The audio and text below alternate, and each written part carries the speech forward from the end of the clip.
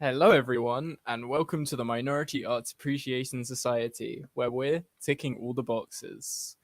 I'm Matty. And I'm Josh.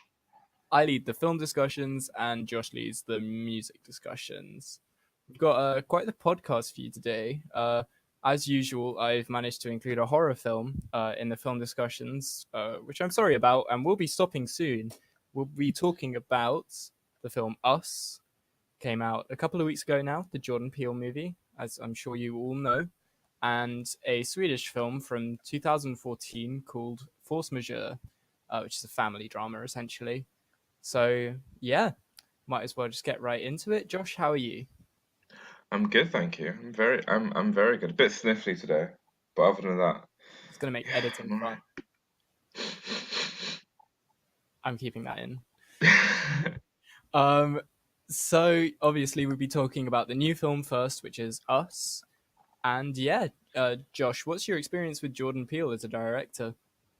Um, so the earliest memory I have of Jordan Peele is a friend called Noah from secondary school showing me the substitute teacher skit from the Key and Peele show. Another great memory I have is um, me and my friends showing The Librarian, uh, the one when he's on the VR cam and he jerks off on the bed and Oh, everyone laughs. So my background is comedy really. So his sharp turn into what we might call elevated horror uh, with Us and Get Out, it's quite surprising for me. I'm a really huge fan of Get Out. I thought it was an excellent movie. So I was looking forward to Us. How about you? Um, well, yeah, like you, I've seen quite a few of the Key and Peele skits, which I actually got into quite a lot since I saw Us, Mm. and nothing really before that. Obviously, I'd seen the Substitute Teacher one as well, which I feel like everyone has seen at some Yeah, point it's in not their it's not the life. best one. No, not at all. It's good, Yeah, but it's yeah. definitely not the best. Um, but yeah, so I have not seen Get Out either, and I'm planning on seeing it, but I I wasn't actually looking for horror much in 2017, I think, was the reason. There was a lot coming out, and it was a choice between that. What Pet Cemetery? Not then, no. But yeah, so I just wasn't that interested, really. But I did really want to see Us. The trailers had me incredibly excited. Obviously, I'd heard Get Out was amazing from just about everyone. So yeah, my hopes were really high. And yeah, if I'm just gonna get on into the opinion part of the discussion, I was uh, not too pleased with Us.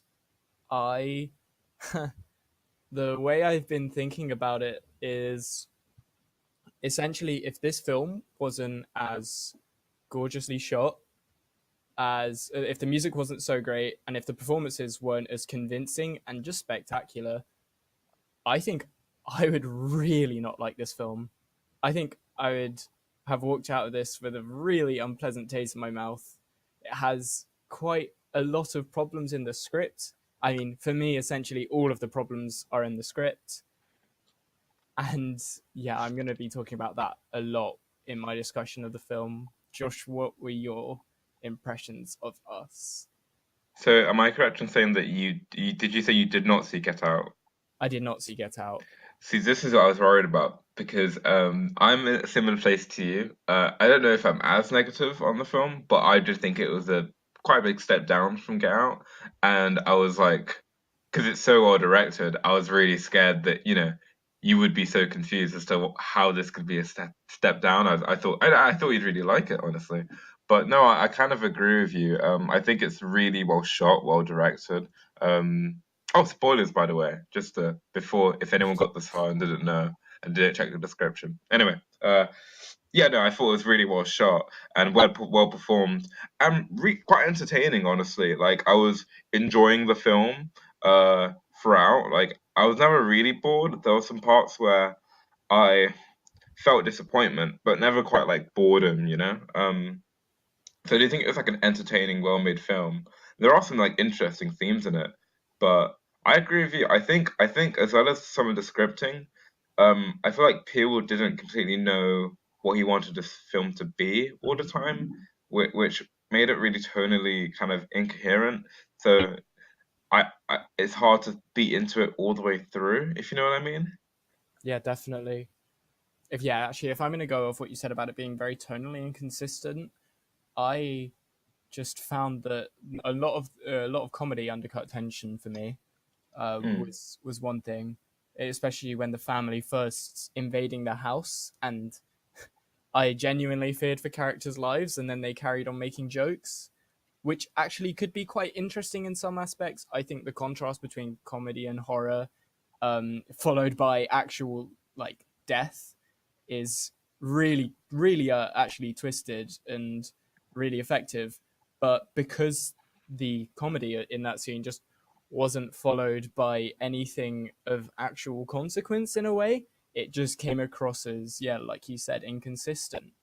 And I was quite surprised because I knew Get Out had some comedy elements, but I really feel like he just injected way too much comedy into this, and that's actually far from my biggest problem with the film. But I found, yeah, it really did put me at a disconnect.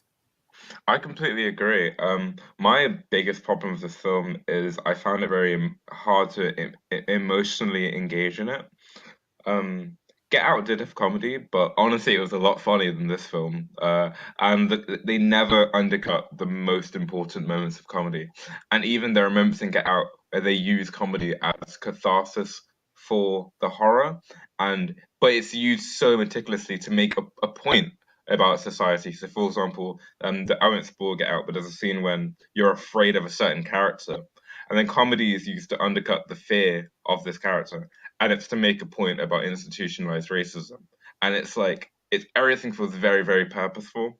Whereas in this film, I felt like yeah, some of the comedy was just there. Um, I'm not even sure why some of the comedy was there. The only kind of good reason I can find is I guess they grounded some of the characters. So I actually did like when the dad was still being quite light-hearted during the initial invasion. Um, because it seemed like, yeah, this is how people would act in this situation. Like, you wouldn't immediately jump to, someone's trying to kill us. You'd think, well, our neighbor's acting a bit weird. I'm going to go talk to them. Um, Yeah, it felt like a realistic way to display him processing what was happening. But there were so many moments where the film just kind of dropped the dramatic ball for like a kind of joke that wasn't even that funny. Yeah. I do know what you mean. And to talk about the home invasion scene, I would say that was the highlight of the film for me. Maybe not particularly the highlight, but it was the part of the film at which my hopes were highest. And from then on, the film was, I hate to say it, nothing but a disappointment. Like you, I was quite consistently entertained, I would say, which is why I'm not completely negative on this film. But there's a moment in the home invasion scene where the sort of evil version of Lupita Nyong'o sends all of the characters off to their respective clones, and the music is so twisted and horrifying, and it really looks like the father character is about to be murdered. And I was like, I was so locked in. I was so ready to just love this film because it seemed so twisted and horrific. And then when they did go off one by one and all that, it just wasn't very interesting. Nothing really that clever happened. Just the young boy escapes, the girl runs away, Lupita Nyong'o breaks out of her handcuffs or some shit like that.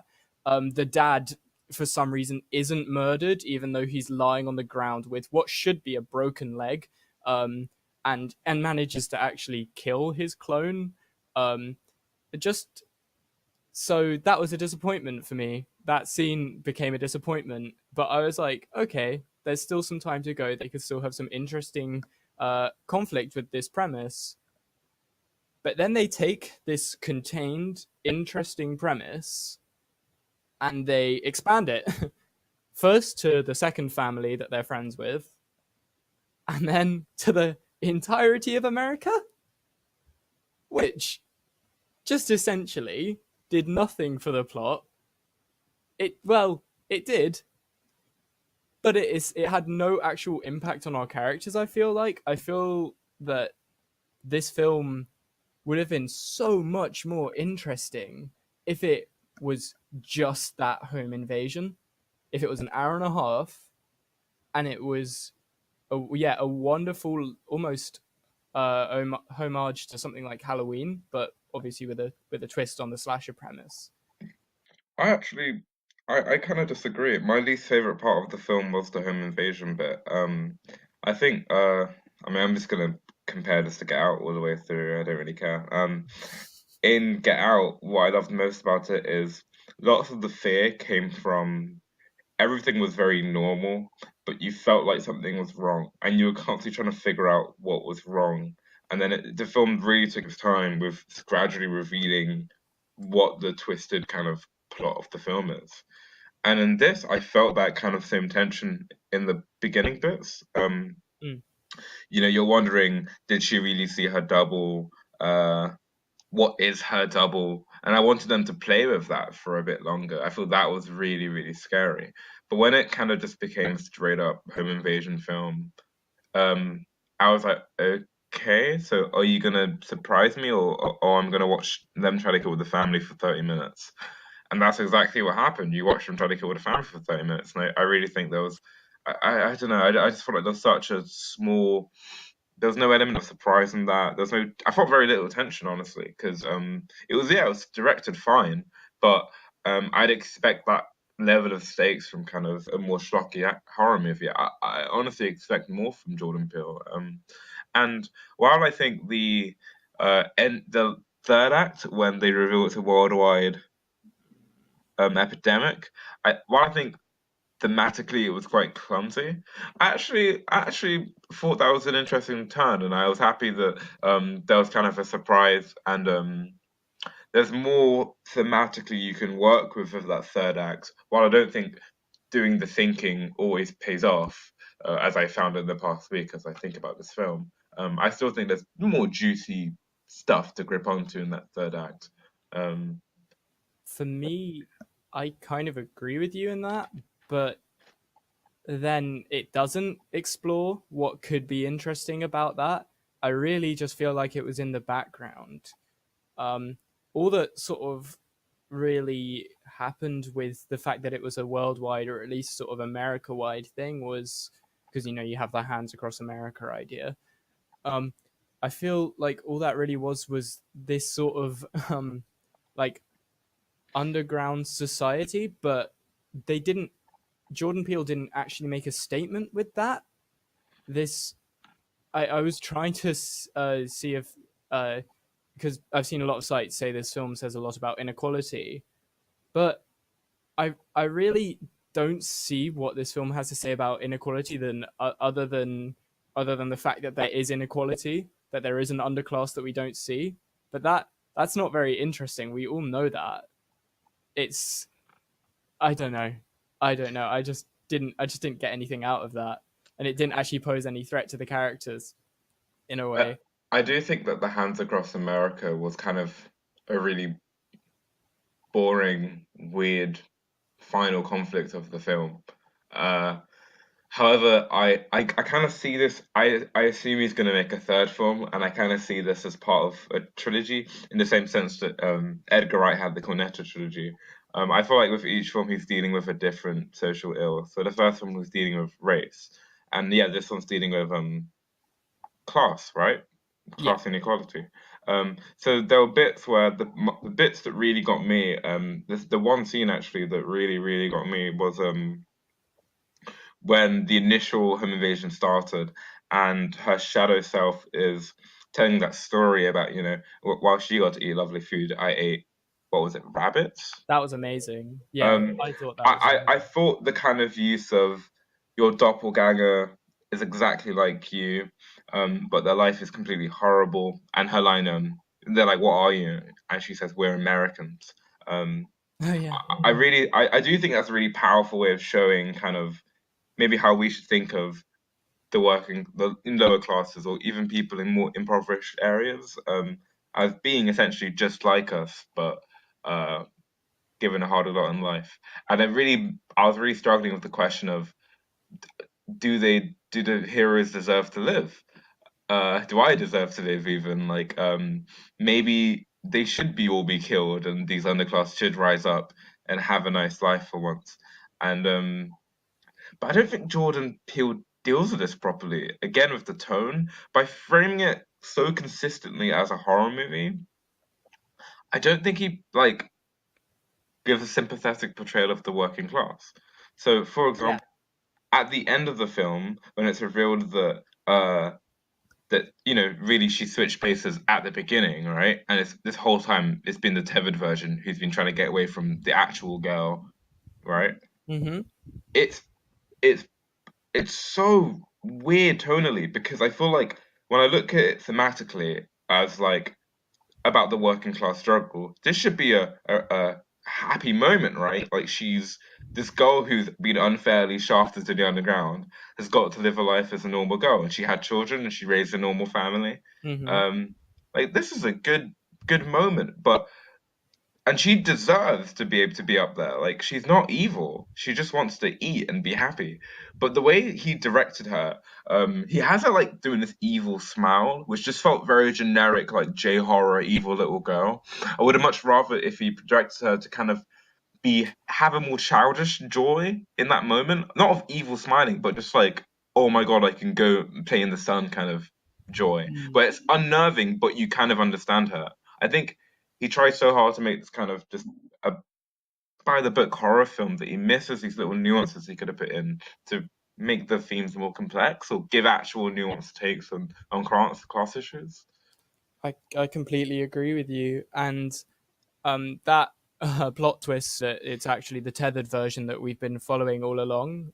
Actually, I found it incredibly irritating because you're right. She's when she's shown to sort of swap the tethered version for the real version, she's so cartoonishly evil. Mm, How could anyone feel sympathy or like happiness for her? And I would say the same for the rest of the sort of underclass versions of all the characters. They're portrayed as yeah, they're the villains, and they're ridiculous. There's the white guy who like his dark version like jumps around like a weird frog and like makes grunting noises. And so are these clones um dark reflections of their real selves, or are they the underclass? And I just felt like Jordan Peele didn't actually have an answer for that. He just kind of played around with it and made these dark reflections of the characters into whatever he needed them to be in that moment.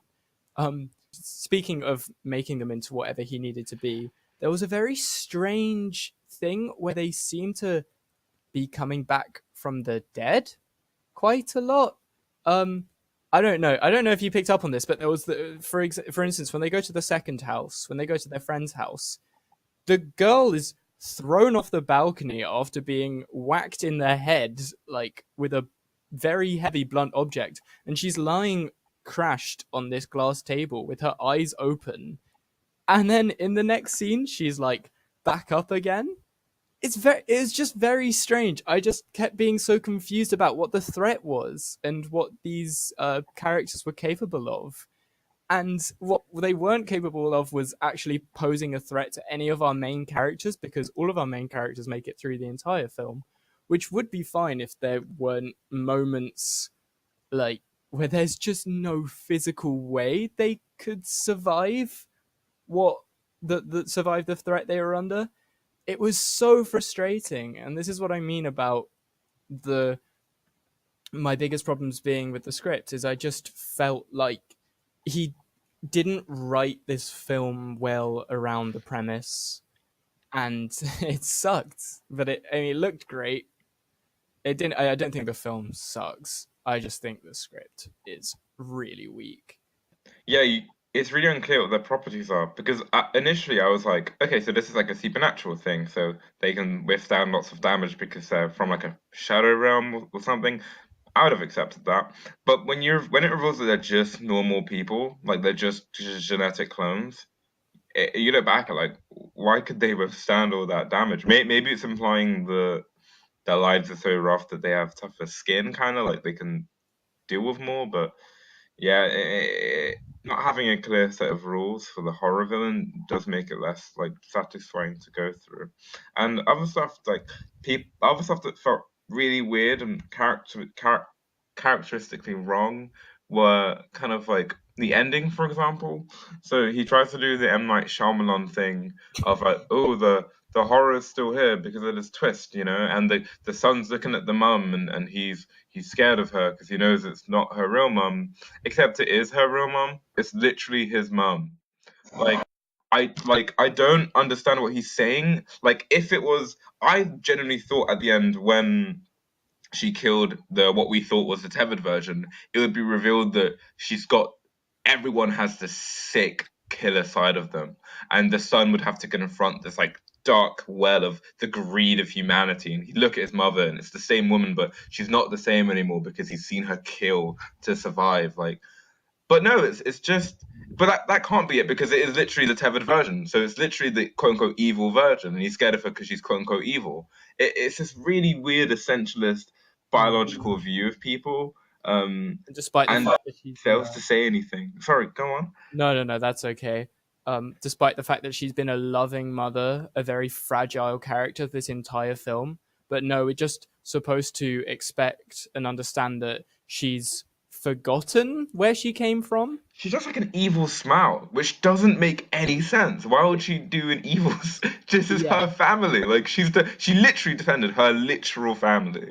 Like the only one who wasn't technically her is her husband. But like her kids are her kids. Like I don't.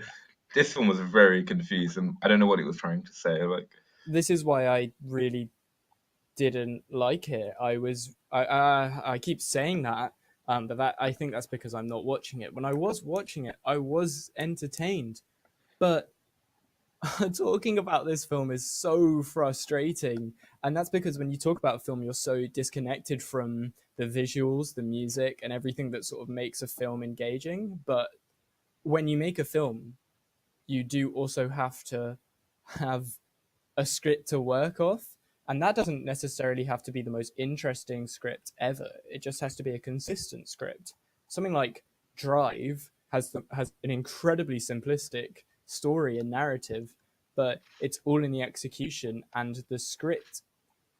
The script is simplistic to execute that vision. Jordan Peele has this incredibly convoluted, I wouldn't say elaborate, I would say convoluted story for this film. And it never pays off. I was so desperately waiting in the second half of the film for this all to pay off, for this all to make sense. But my frustrations with it just kept mounting and mounting. And it also kind of felt like the film became less the things that I liked about the film, like the direction and like the music, those kind of I either got used to those or they kind of fell to the wayside in the second half of the film. So it really was just this, yeah, just it had nothing for me in the second half. I really don't know. I don't understand. I don't well, understand. to justify what I'm going to say at the end of at the end of this segment, I will say what I liked about the film. Again, a really strong performances. Her performance as the Tethered was like really powerful. The way her voice croaked, um, super unsettling, and every time she was speaking I was very very engaged. I love kind of the twists they did of some of the tethered versions, like Back to the Future. This has a very tight script where everything that's said in the first act pays off in the next act, and you can say this kind of gives the film a forced contrived feeling, which it does. Like in the part when he finds the flare gun, it's kind of a groaner moment for me. But the thing of her doppelganger sister being able to run really fast, that character was freaky as hell, and the actor for that, her eyes were just so creepy, Unsettling. right? Like that was the scariest tethered version, I think. That girl running around, like holy shit. Yeah, she just Um, didn't say a word. She didn't make a noise. It was yeah. it was terrifying. Um, Yeah, and whenever like stuff was happening, I was entertained, and I really like at the end when they're having the showdown in the tethered underground basement thing. The camera work was really awesome in that moment. It kind of swiveled around, and you felt like the walls were kind of moving with them. And when she started dancing together, that was really really cool. That was So great. yeah, there is some really like entertaining performances and cinematography in this, and it is like a fun horror movie. But yeah, what stunts it is it obviously doesn't just want to be a fun horror movie. It wants to be like this heightened horror. It wants to deal with more than that, and it fails at kind of the ambitious elements of it. So, Josh, would you recommend Us? Yeah, overall, I'd give this a weak recommend. I know I've been extremely negative throughout the podcast, but that's just because I expected so much. It is still like a fun horror movie, and I still think like people would enjoy it. But I just think it could have been so much more. And going from Get Out, which is one of my favorite horror films of the decade, like this is really kind of forgettable, honestly, but serviceable. So I'd give it a weak recommend.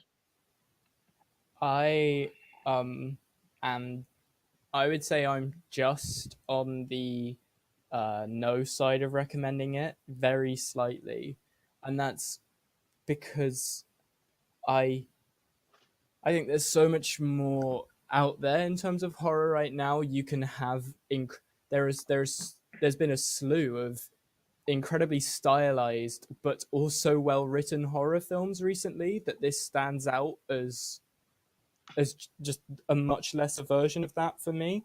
So especially so if you haven't seen Hereditary, Suspiria or anything like that, watch those. But then if you also have seen those, then you won't get anything out of watching this because it's just a much lesser version.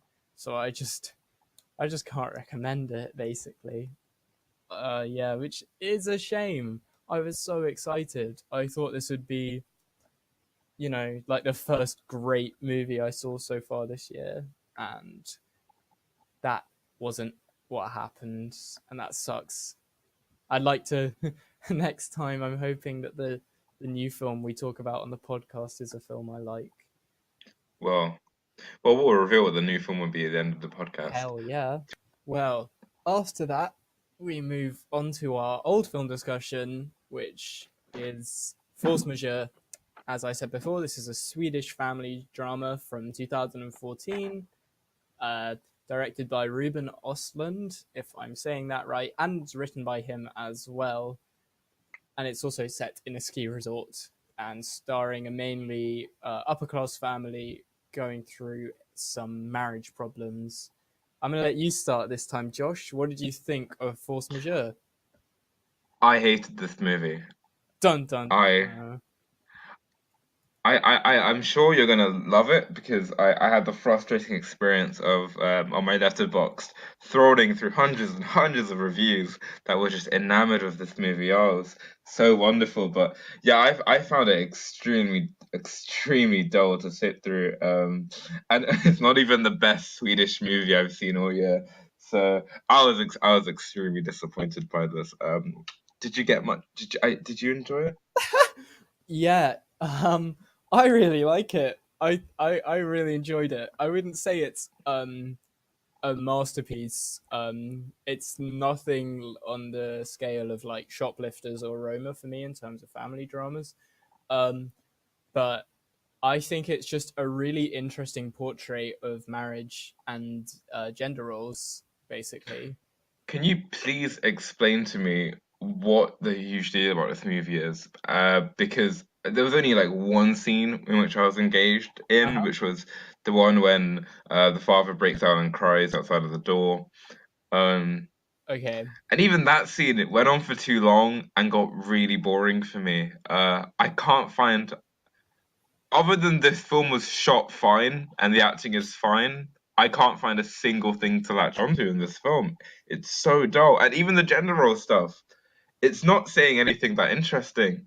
Is it promoting masculinity? Is it saying it's okay to be a scaredy cat?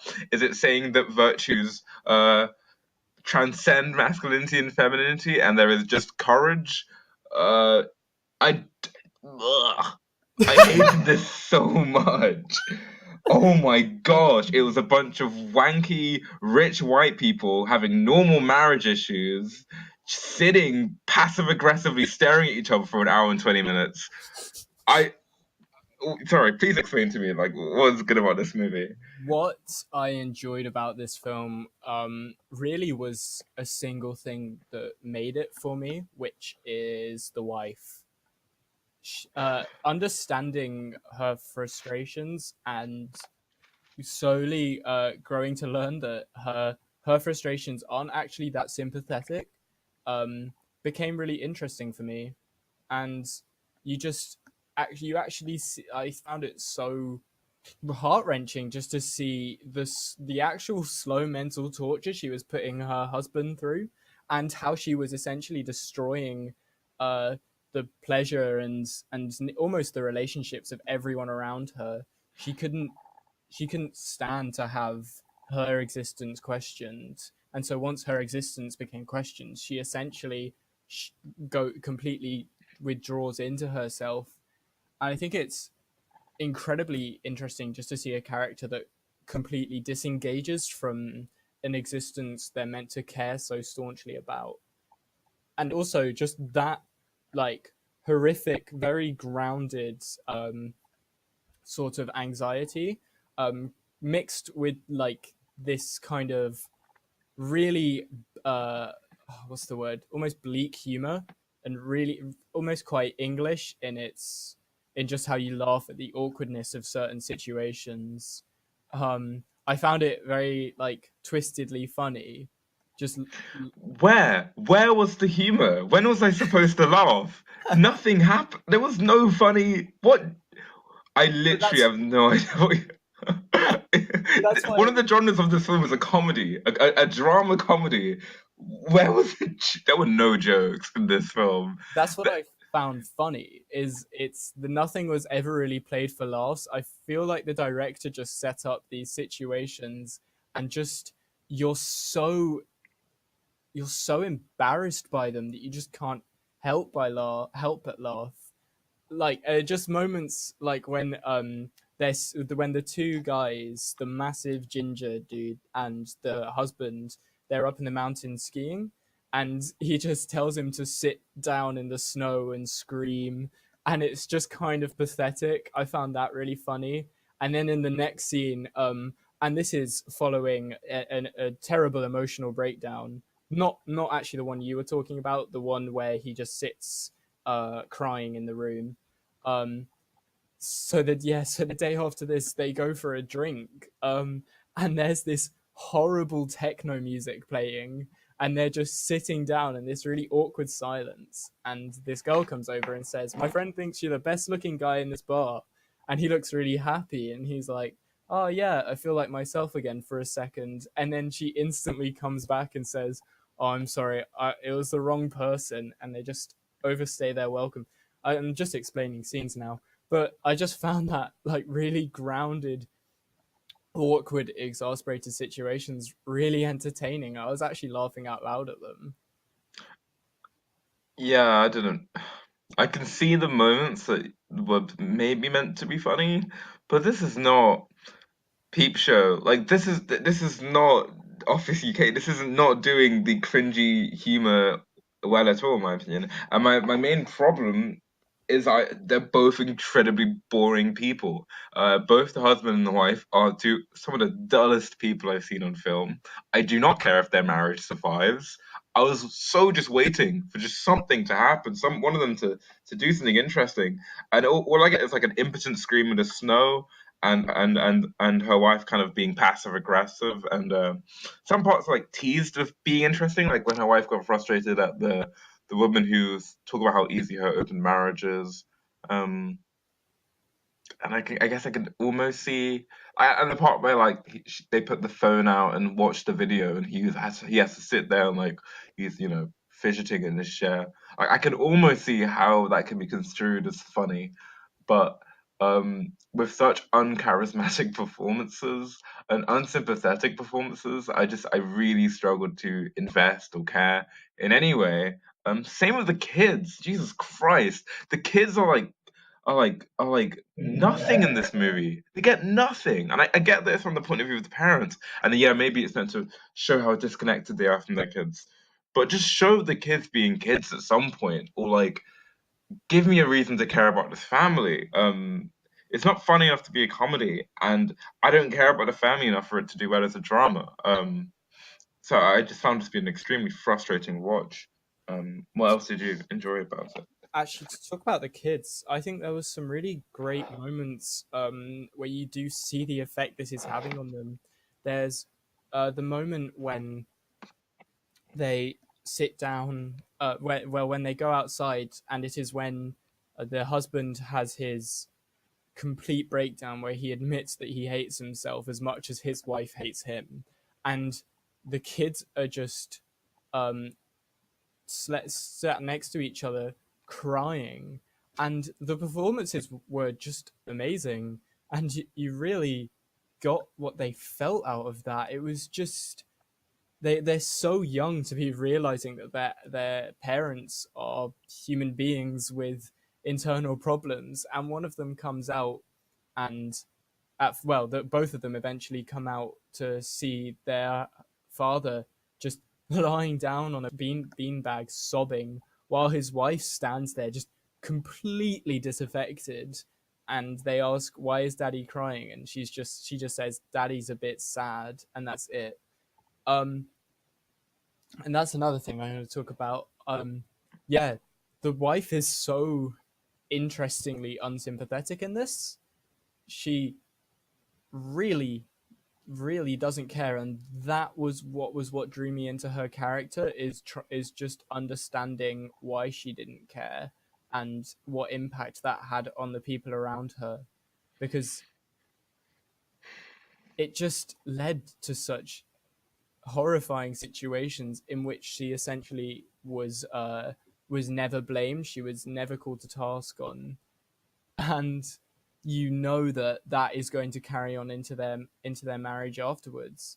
And I think that's the point of this film, is it's not meant to be a huge explosion, it's meant to just be constant anxiety. There's so much noise, the music, whenever the music cuts in, it's intercut with like these incredibly grating sounds of the ski resort being maintained, and it's so tense, and you're just never at ease, and they will never be at ease, they'll never be comfortable within each other, but they'll also never ever reach the point where they can actually leave each other. And I found it just shocking and hilarious.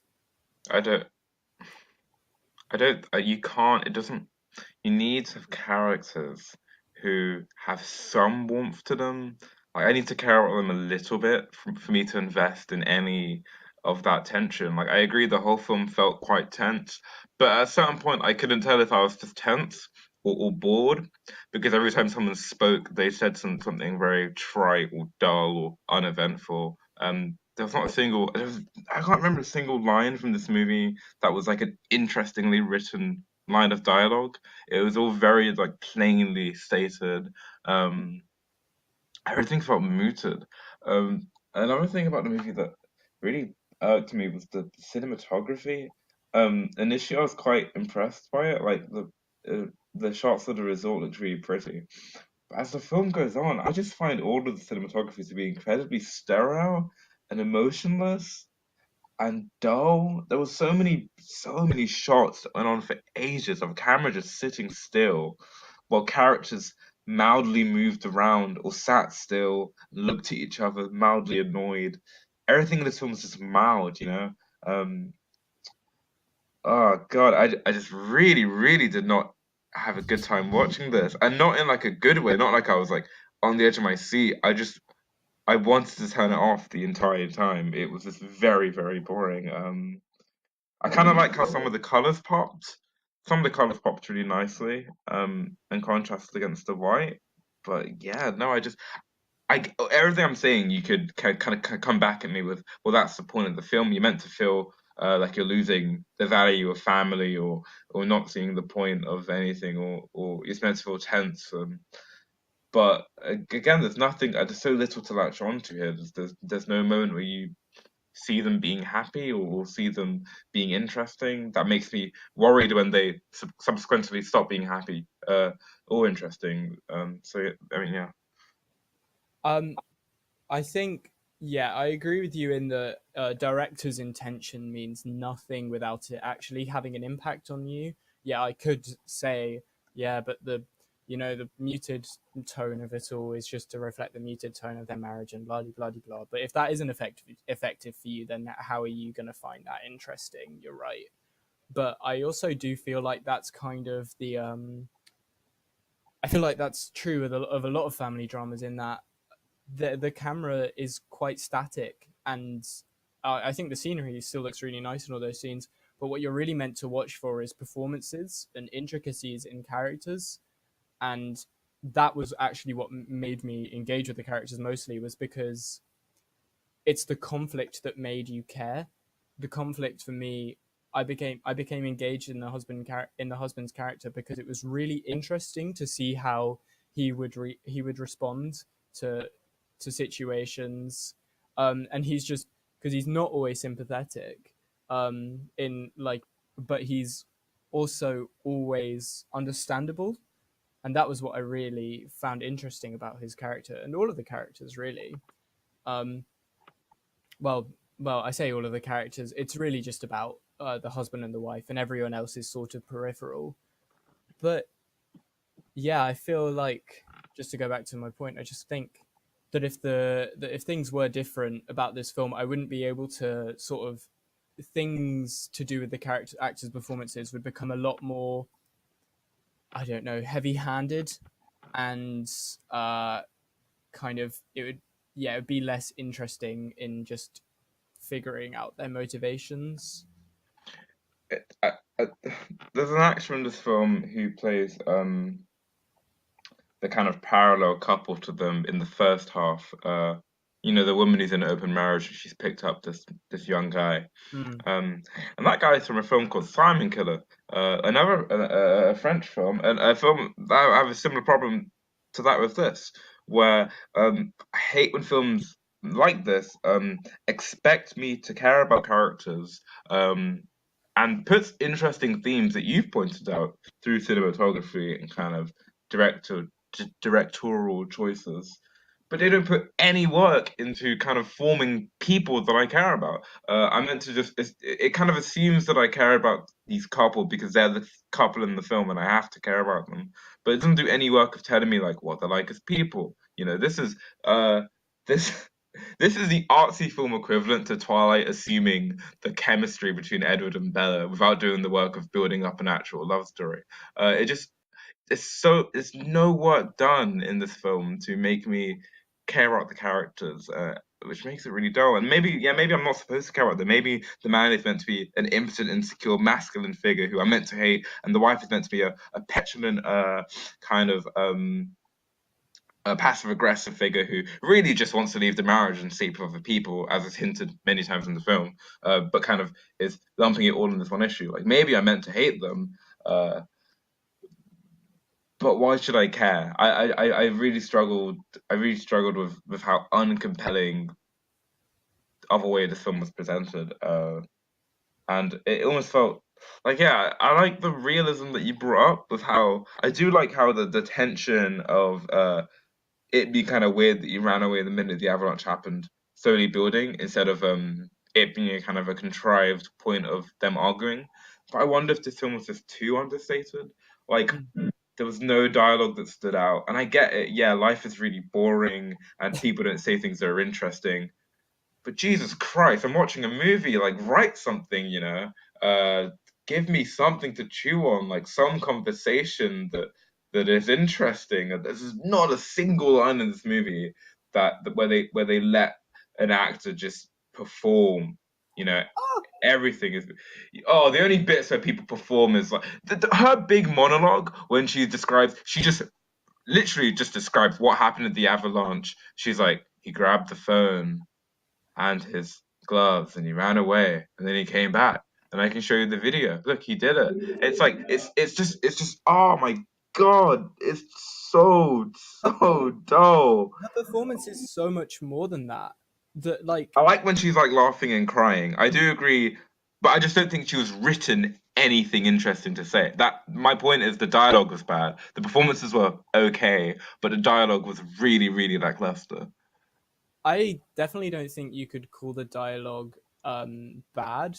And I think a lot of it is about how these actors deliver these lines as well, and the situations in which they're delivering those lines.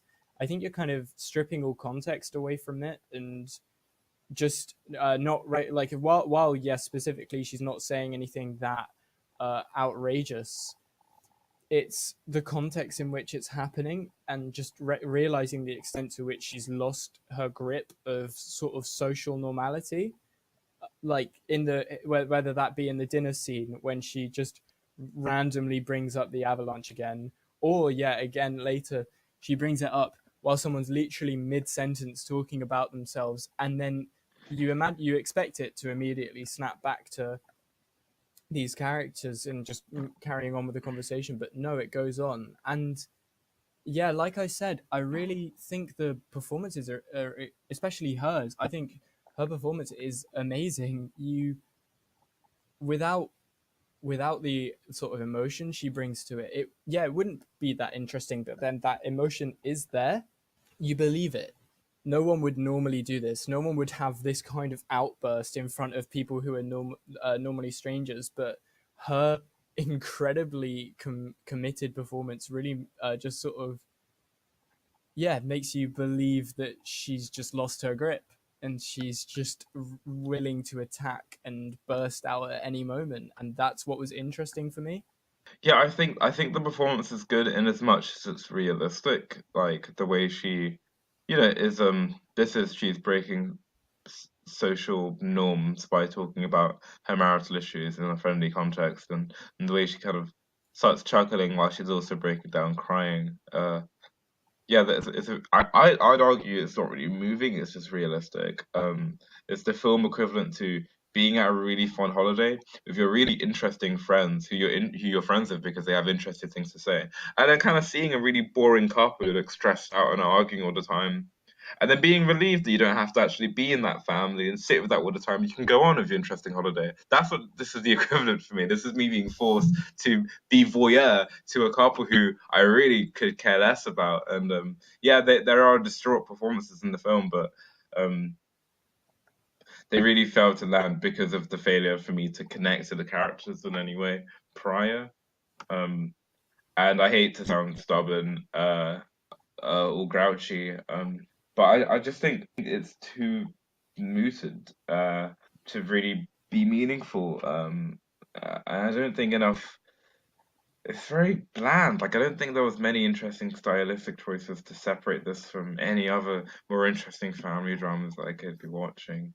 I don't see what makes this film special. Like I don't see why you'd separate this film from any other herd of boring, artsy family movies.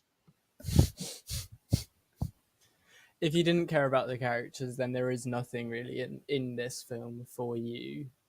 That's totally fair, and I do understand that you didn't connect with them in a sort of expected way in which you connect with the characters and then the conflict is presented. The film expects you to engage with the characters because of the conflict, and for me, actually, because of that sort of subversion of expectation, I actually that's sort of what it sort of caught me off guard, and I found it, and that was sort of what drew me in actually about it, because rather than just spending conventionally like the first 20 minutes of the film on stuff outside of the conflict, you there's no chance for that. Their marriage is so inherently broken that they're not themselves to, do you know, they're not actually entire whole people. So there is very little to connect with them about, but it's seeing them at their lowest that makes them interesting for me. So I'm right in assuming you wouldn't recommend this? I'm gonna give this the weakest recommends. Let me list some movies that you should watch instead. Watch Before Midnight by Richard Linklater. There is a 60-minute scene of a married couple, arguing in a well, they're not married, but a couple who've been together for a decade or so, arguing in a hotel room, and they guess what? They are angry at each other, but they're also complete human beings. So they tell jokes. There's emotional ups and downs of this argument, and you care about them because the film has put in work for the first half an hour to show you why their marriage is worth caring about.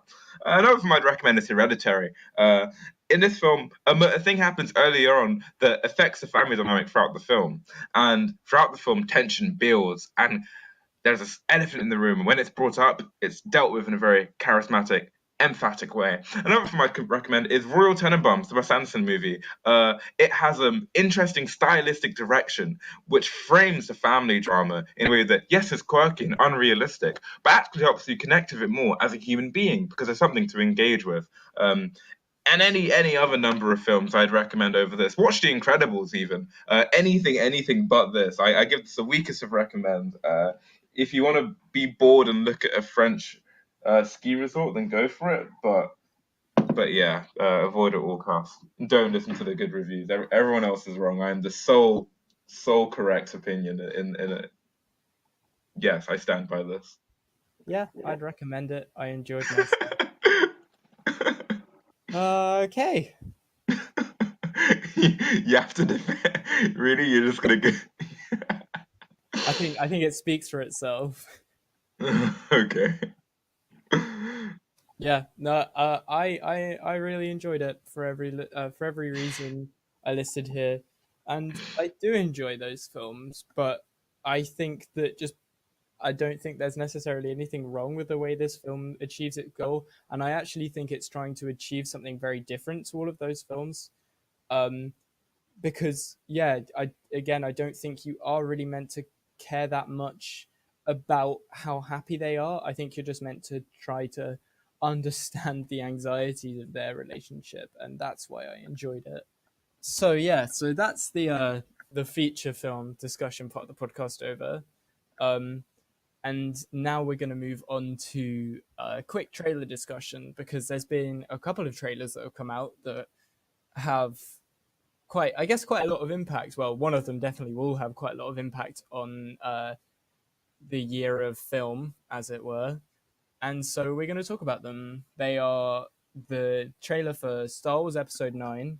And I'm not going to say the title because the title's just stupid and I The hate Rise of Skywalker. yeah, wow. Um, That's my and Lando voice. the other trailer we'll be discussing is the trailer for Joker, the Joaquin Phoenix standalone Joker film that's meant to be coming out late this year, I believe.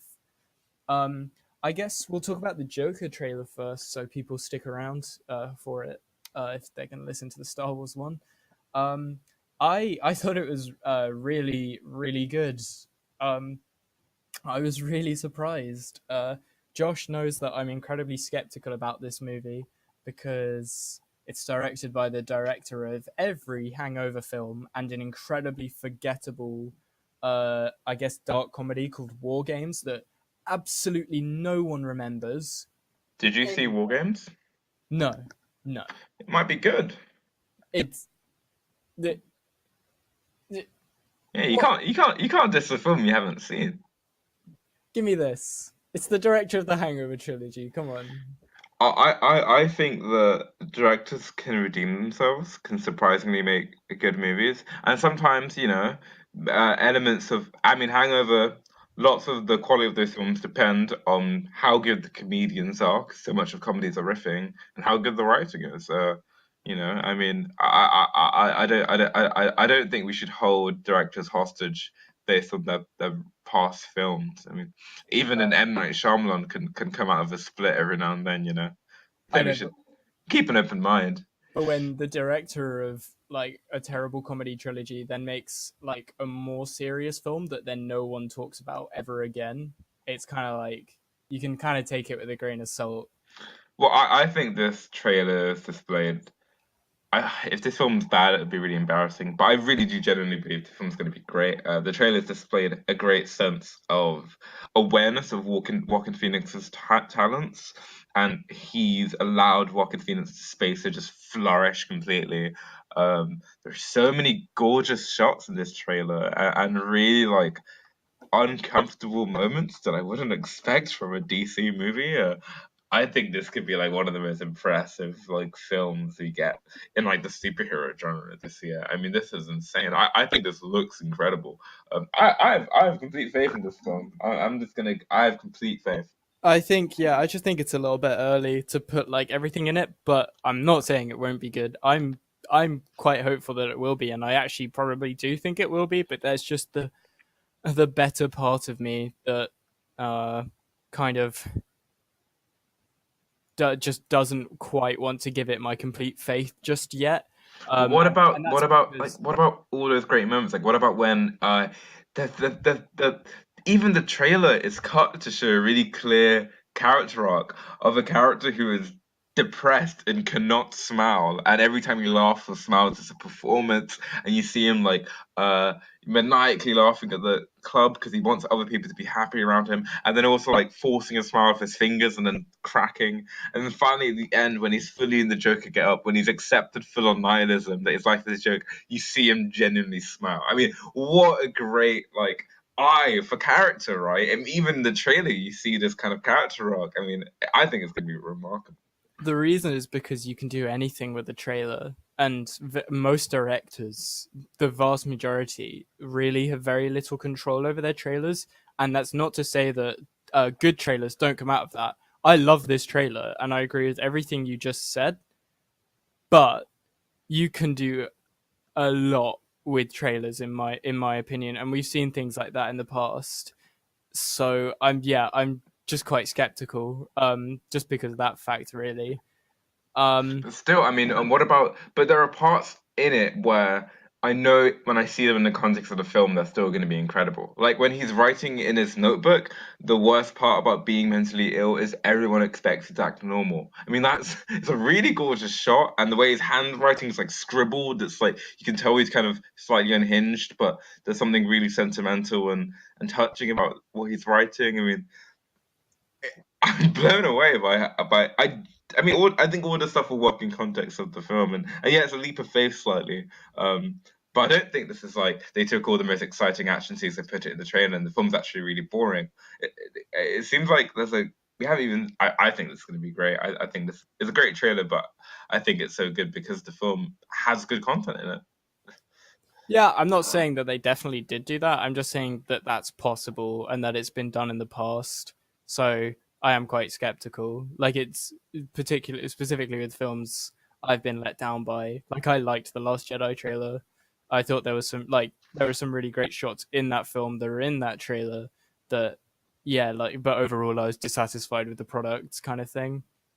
So yeah, I'm just a bit skeptical, but I really did like the trailer, and I think Joaquin Phoenix looks amazing. I hate that everyone is kind of well, not everyone, but I saw a couple things, and this seems to happen every time an iconic role is recast. There's the clickbait titles or people on Twitter or something being like, "Will this be the version of this character to be this actor's version of that character?" Like essentially, people with this version going, "Will this beat the Heath Ledger Joker?" And it's just no, just they they're just different portrayals. They don't have to beat one another. They can have different they can have completely different characters, or they might actually have a lot of overlap, which it actually sort of looks like these characters might do. But that's fine. They're in different films, in different like sort of sagas of this source material. You don't have to compare them. Just let each one stand for its own merits. It's been really frustrating, and but I am incredibly excited. Yeah, I think it can be fun to compare, but you have to have like a fair playing field. So, for example, if you get two Batman films, where Batman's the main character in both films, you can compare how they chose to interpret the character. But this is just unfair. I mean, Heath Ledger gets what? 20, 40 minutes in The Dark Knight. He's the antagonist, so the film's not really focused on him. So you're gonna get like a limited view of the Joker, and Heath Ledger does amazingly with what he's given, and he's given amazing content. But Walking Phoenix working with like maybe like 2 hours of a character study about him. So we're gonna get a fundamentally like even if it's better than Heath Ledger, it's an unfair playing field. He's given more to work with, and he's the focus, right? There's more riding on it, so it's just a Yeah, weird, unfair comparison to make. But I can see why the internet would go there for the. I mean, it's the obvious thing to do, isn't it? Yeah. yeah, no, you can't. You can only really expect the internet to do, or like clickbait articles to do the obvious thing. And I completely agree with you. If yeah, you can't compare a film that is about a character to the performance of a character in a film they that like isn't entirely centered around them. It's just moot. Yeah, I guess we both sort of said everything we want to say about this trailer. It looks really good. I'm excited. Doesn't look like a DC movie. Which it sort of isn't in a way. I mean, obviously it's based on DC material, but it's not in that whole EU thing. Um, yeah, I'm really excited. Before we move on, like while we're on the subject of DC, can I have my Shazam minute? Oh yeah, yeah, I know you really like Shazam. Um, well, you say this doesn't look like a DC film. But it seems like DC is kind of just scrapping the DC extended universe thing. They kind of just, I mean, it doesn't look like Ben Affleck's coming back. It doesn't look like Henry Cavill's coming back. Uh, so things are looking good. And Shazam was a pretty good movie. The only thing that holds it back is it's kind of presented as kind of a tweeny superhero movie, if that makes sense. Like it's still a Mm. big budget film, so it's not really. It's almost like it's not allowed to be as good as it can be because of that. But yeah, there's some really great stuff in that film. The humor always lands. It was really funny. Some surprising jokes for a kids film. There's a strip club joke in there. And there's some great like horror directing. Some great like suspenseful moments. And the kids are so lovable. The kid from It is in it, the guy who has the arm in a sling, and he was fantastic in it. And the guy they got to play Shazam is from that show Chuck. I don't know. I never was into Chuck, but he was really funny. And yeah, it was a good film. I'd recommend it. The only problems was like the action wasn't that great, and yet it's held back by kind of being kind of it's still a mainstream superhero film, so it's gonna have like generic trappings here and there. But yeah, I'd really recommend Shazam, a touching story about an orphan who becomes a superhero. Anyway, do you want to go into the next trailer? Awesome. Yeah, sure. And I will if I get the chance to check out Shazam because yeah, it sounds great. Um, so the next trailer, yeah, is the Star Wars Episode 9 trailer, which I'm really having trouble remembering, and I watched it again quite recently. The only thing I really remember from it is the Palpatine voice, and well, actually, and a few other things. But the main thing that sticks in my mind is the is Ray facing down a Tie Fighter, whatever they're called. Um, No yeah, one ever really dies. no one ever really dies. No one ever really dies. Have you seen the Red Letter Media video yet? No, no, I've been meaning to. I'm definitely No one ever really dies. You nothing gotta ever watch it. really has stakes. Um, oh, What did oh you yeah, think? oh yeah. Well, yeah. He pointed out that you only remember the Ray jumping. First of all, I really liked how the trailer started. I thought the ninja space ninja backflip was cool. And I like the design of the Tie Fighter, and it's yeah, I was into that. It was a really well edited trailer. As in the sound design was amazing in the trailer. Like it isn't how not of the actual film, but of the sound of the trailer. Um, and like I was really into it, and then when I actually like looked at what I was looking at, every shot was really boring and timid, and there's nothing actually happening that I'm looking forward to seeing. It's just a very well cut trailer, like you know, having him say no one ever really dies while they look at a dilapidated Death Star, and you hear the laugh of Palpatine question mark. It's like it makes you like, whoa, what's gonna happen? And then you think about it a bit like, oh, that was really dumb. That didn't make it. What? What? It, It's like tricks you into being excited, you know? Like, it's a JJ. It's the perfect encapsulation of JJ Abrams. mm, Complete surface level excitement. The whole mystery box thing of ooh, what's this? What could it be? What does JJ have in store for us today in his magic mystery box? And then really you watch the film and it's incredibly shallow. The shots are mostly really boring. And the answers to the questions are never as interesting as JJ makes them out to be. And that's yeah. I So think one thing that's that's sad about this film is that it looks like everything that was good about The Last Jedi is gone. So, for example, the great cinematography from The Last Jedi. I hate The Last Jedi, by the way, but the best thing about that film was the cinematography. Yeah, none of that's here. The shots here are really boring. And also, the character development that Ryan Johnson tried to do with like Ren, you know, how his arc was him destroying the helmet and becoming a self-actualized person. Yeah, that's gone. J.J. Abrams just brought the helmet back. He fixed it. We're just gonna throw that arc away. There's clearly like no intention here. And again, the mystery box thing is really pissing me off because like the internet has decided unanimously that the laugh at the end was Palpatine.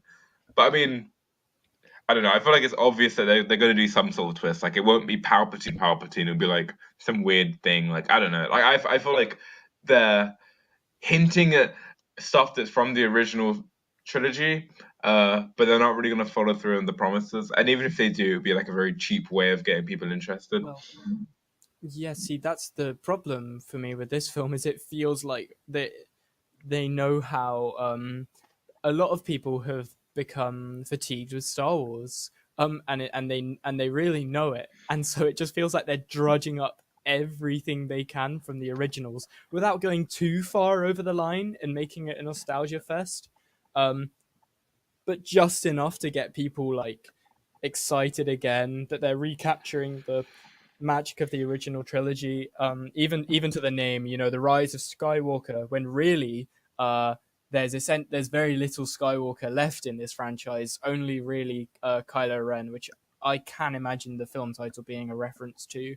Um, but yeah, but he's never really truly been referred to as a Skywalker throughout this franchise, so it just comes across as a marketing gimmick.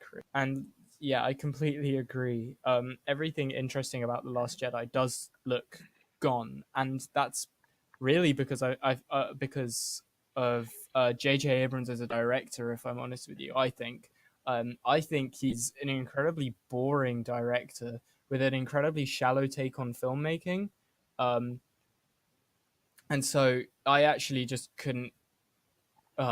I mean, there are obviously worse directors I could see this going to, but in terms of directors that Disney would realistically pick for this final installment, I would say J.J. Abrams for me is one of the worst picks to go back to.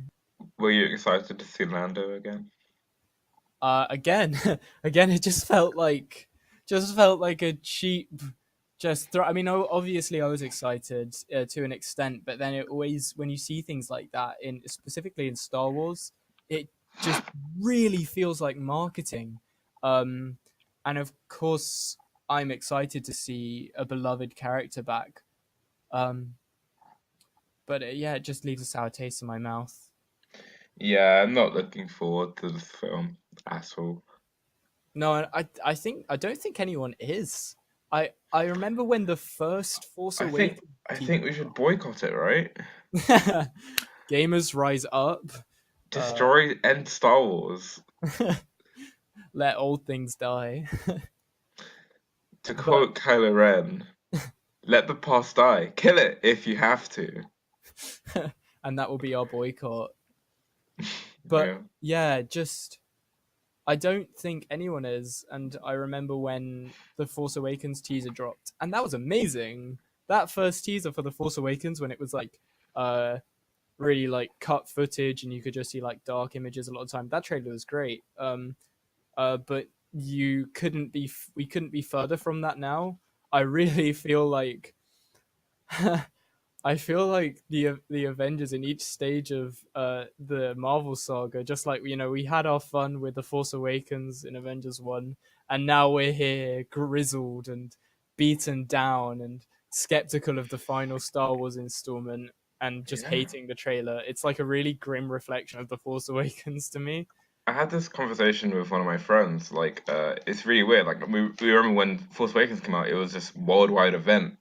Literally everybody was talking about it. Like, everybody. Like, you could stop anyone on the street and they'd know about the new Star Wars film coming out. But it doesn't have the series doesn't have the same momentum. And in a weird way, um, we decided that like Marvel's sort of the new Star Wars, in terms of like the films are huge, everyone wants to see them, and they actually have a chance of maybe being good every now and then. Uh huh. Um, you know, No, I but actually completely agree with you. And it's just funny that they're both owned by Disney. mm. So Speaking yeah. of Marvel, Mm. Yeah, I guess it's time to talk about what we'll be discussing next time.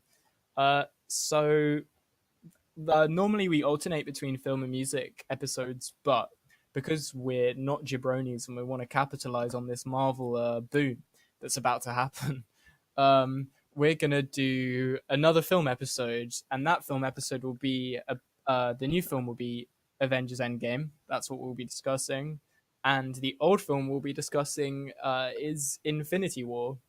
And I think what we'll most likely end up doing, instead of what we normally do, where we sort of have uh, sort of segregated segments for each film, we'll probably end up sort of intermingling the discussion between each other, talking about how the first film plays into the next, that kind of thing.